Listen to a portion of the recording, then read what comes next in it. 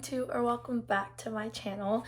Today I wanted to tell you guys about the books that I read in October, and as well as wanted to include my November TBR because to my standards I didn't read that many books this month, but realistically I did. I read 5 books that I'm going to talk about with you guys, and then I have about 8 books or so that is going to be on my November TBR. So first, I start off this month with finishing Bad Blood. This is the last book in the Naturals trilogy by Jennifer Lee Barnes. I already missed this series. This series was so fun to follow along with. I explained this book in my last wrap-up video that I made, but this is like a Criminal Minds, but they're teenagers type beat, and it was very entertaining. They wrapped up the storyline very well. I remember there was a lot of like twists and turns that I wasn't expecting out of this book, but I love the way it ended up wrapping up all together. Wildfire by Hannah Grace. I was very excited to read this book. I raved about Icebreaker, so I was very excited to do this one. This one follows Russ and Aurora, and they end up working at a summer camp together. And it was cool. Like, it gave me like those really cool, like cozy kind of summer vibes. I wish this would have been released like even like April maybe, because then we could have like gotten geared up for the summer. But I honestly loved the setting of it, and I thought it made it a really fun, quick, easy read. I'm pretty sure the next book that's coming out in that series is going to be about Henry, and I love that man. I love Henry. I know he's like the innocent one, but I'm not falling for it, and I know his book is gonna be so good. So I think it might be coming out in like June or so. I don't know, but I'm excited. I really enjoyed that one. I rated this about 4.25 stars, very specific, but that's where I rated it. I really enjoyed it. I thought it was cute. Then I read My Roommate is a Vampire. I had like 4 spooky books on my October TBR, but I just like didn't have the time to get around to them, unfortunately. But it's okay. I'm not too sad about it. I can just read them next October. It's no big deal to me. But this was the one spooky book that I did get to get around to. And I just thought this book was super cute. Like, it was just adorable.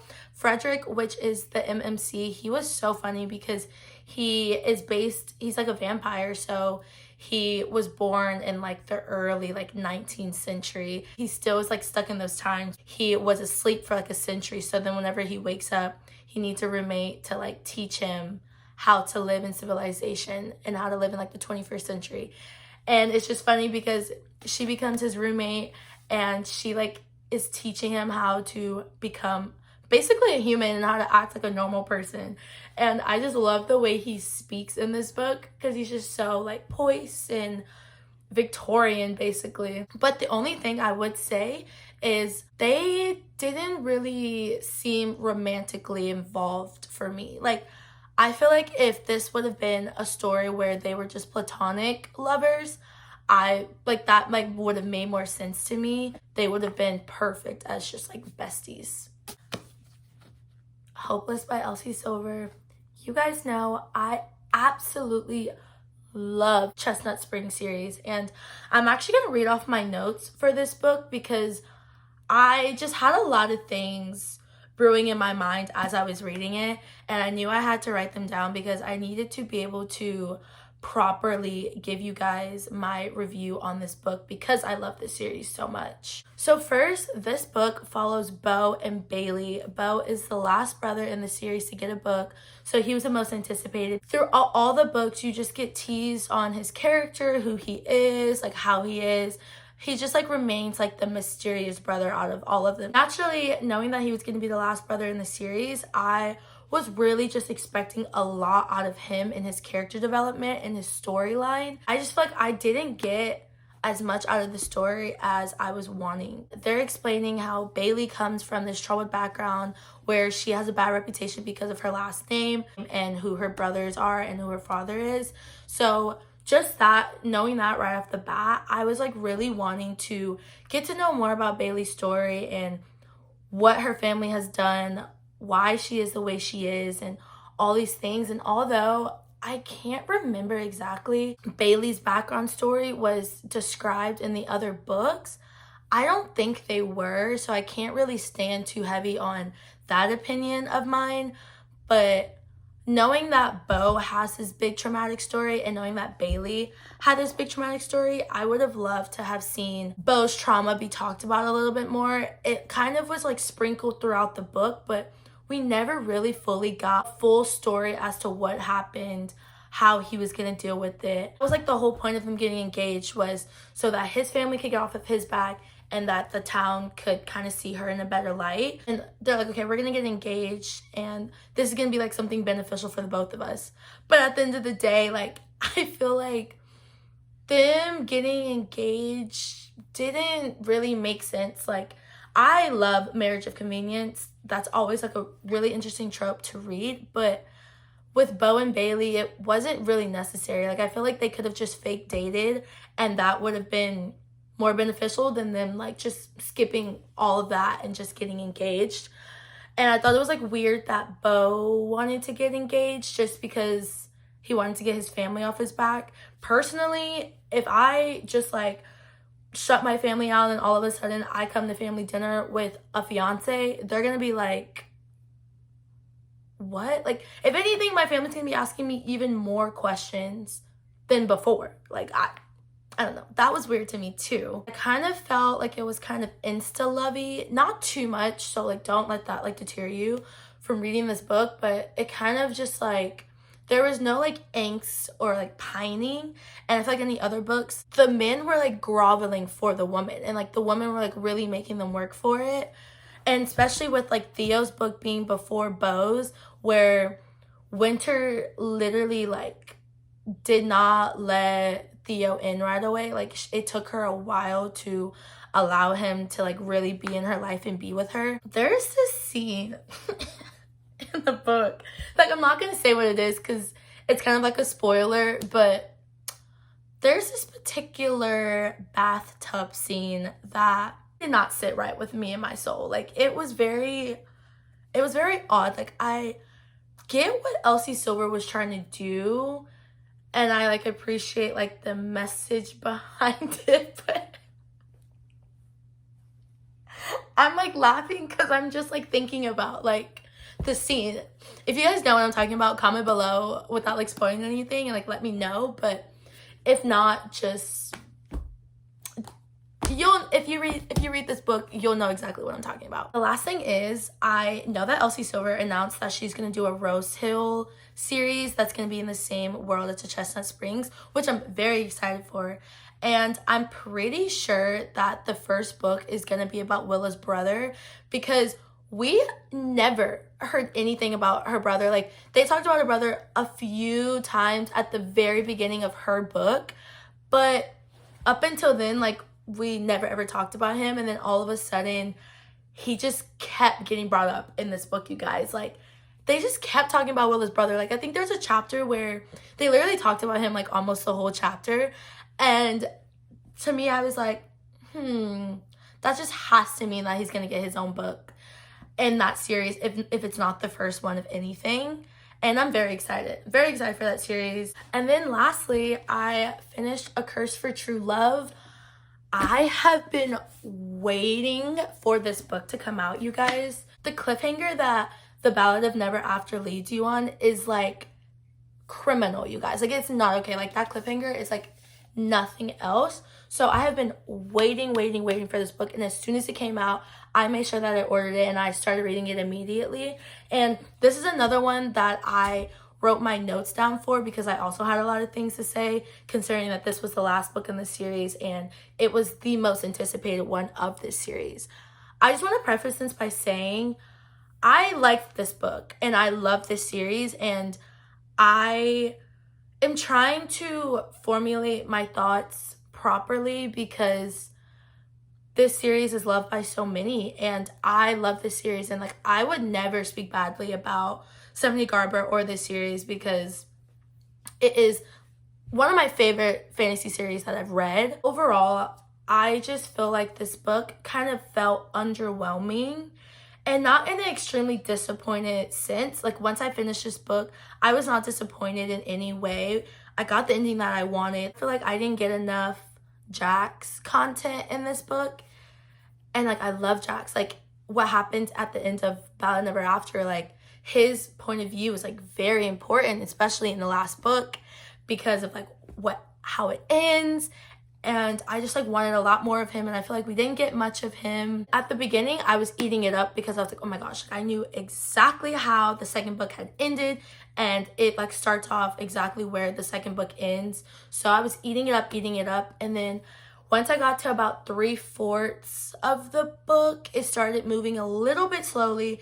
Not slow to where I was bored or anything. It just, I like was like, okay, in my mind, I was like, I kind of need the pace to kick back up a little bit. I kind of was just expecting this book to be more high stakes and a little bit more dramatic. I keep like talking about the Ballad of Never After, but if you've read that second book, you know like how high stakes that book is and how theatrical that book is.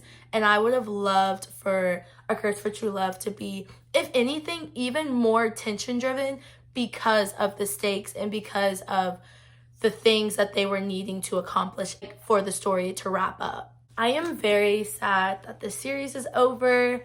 I have enjoyed reading the series so much. I like really think you guys should read this series regardless of what anyone's saying. If you have not gotten into fantasy yet, this is the opportunity to do it. This is a perfect series to introduce you to fantasy, and you guys should definitely take that leap and read it. That was all the books I read in October. Now I am going to talk about the books that I want to read in November. I am very excited for my November TBR because I've got a lot of good books on here. A lot of books, once again, are coming out in November, and the ones that I have in front of me are the ones that I don't care what I say or what I try to do. I need to read these books. I'm just sick of it. Like, I need to stop being toxic, and I need to read the books that I buy and put on my TBR for the month. First is Caught Up by Liz Tomford. I'm literally going to start this book as soon as I finish filming this. I'm very excited for this book. It's a single dad. I love single dad. And this is the third book in the Mile High series, or the Windy City series. Mile High is the first book in the series. You guys know I did not like that book, but I love the second book, Right Move. So for it to be single dad and nanny, I'm ready. Then I have The Hunger Games, The Song and the Ballad of the Snakes. The Songbirds. Oh my gosh. The Ballad of Songbirds and Snakes. No matter how many times I like see this book and stuff, I can never remember the name of it for the life of me. This is the prequel to the Hunger Games series. This movie is actually coming out in about 3 weeks or so. And I really wanted to read the book before I watched the movie. Yes, I am one of those people. I want to know all the details because this is about like Snow and like the love of his life and whenever he was her mentor in the Hunger Games. So I'm excited. I have Harry Potter, The Deathly Hallows. You guys, I read the Harry Potter series 2 years ago.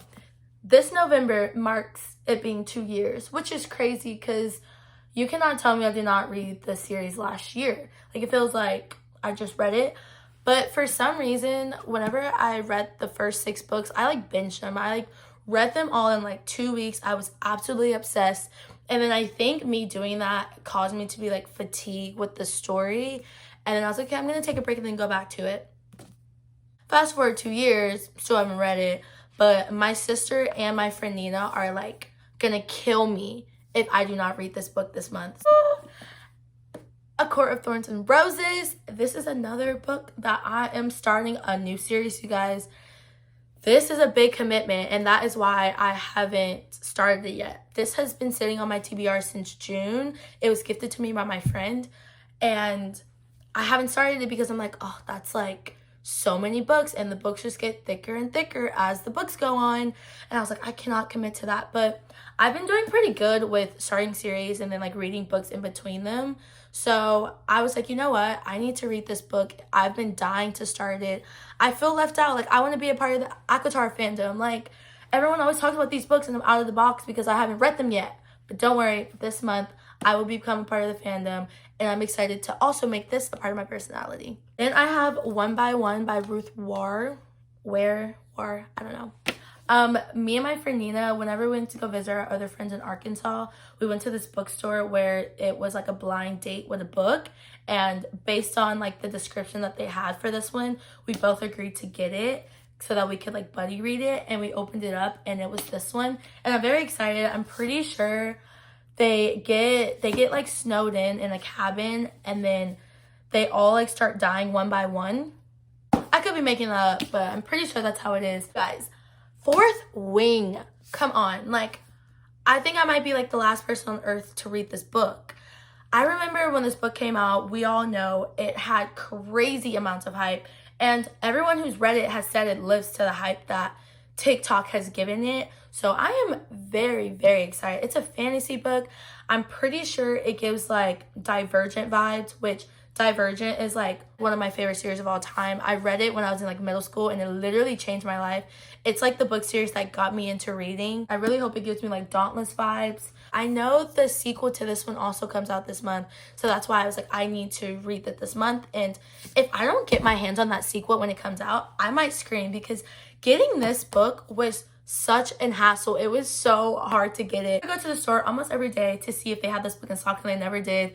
It was out of stock on Amazon for like 2 months. So now that I have it, I'm like, girl, you need to just go ahead and read it. And other books that are maybes at the moment for my TBR is Devious Lies by Parker S. Huntington. She also wrote Darling Venom and My Dark Romeo. I might read that this month on my Kindle. I'm not 100% sure. Then another book that I